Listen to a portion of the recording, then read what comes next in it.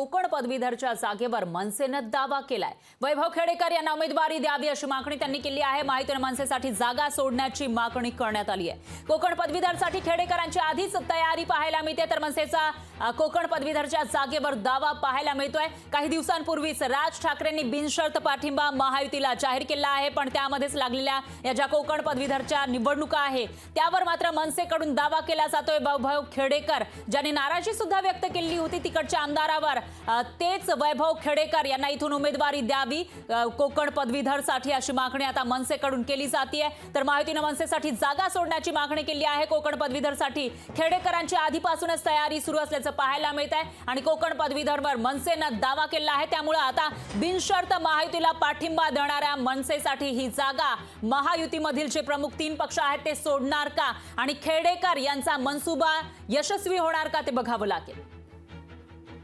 कोकण शिक्षक पदवीधर मतदारसंघाची निवडणूक 10 जून रोजी जाहीर झालेली आहे आणि या कोकण पदवीधर मतदारसंघातून कोकणचे नेते सन्माननीय वैभवजी खेडेकर यांना उमेदवारी मिळावी असं प्रत्येक मनसैनिकांना आणि कोकणवासियांना वाटत आहे।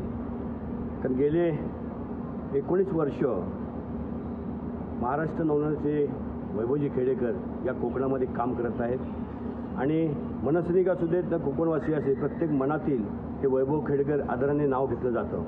म्हणून कोकण पदवीधर मतदारसंघातून कोकणचे नेते वैभव खेडेकर यांना लोकसभेची पदवीधर मतदारसंघाची उमेदवारी मिळावी।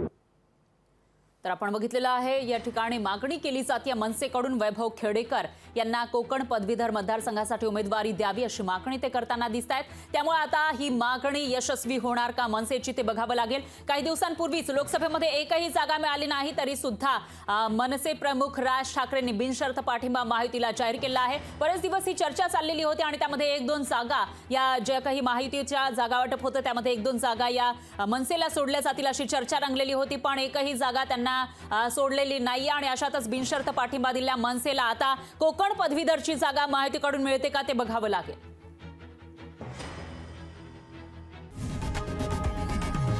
लोकशाही मराठी ऐका, पहा, जागरूक रहा।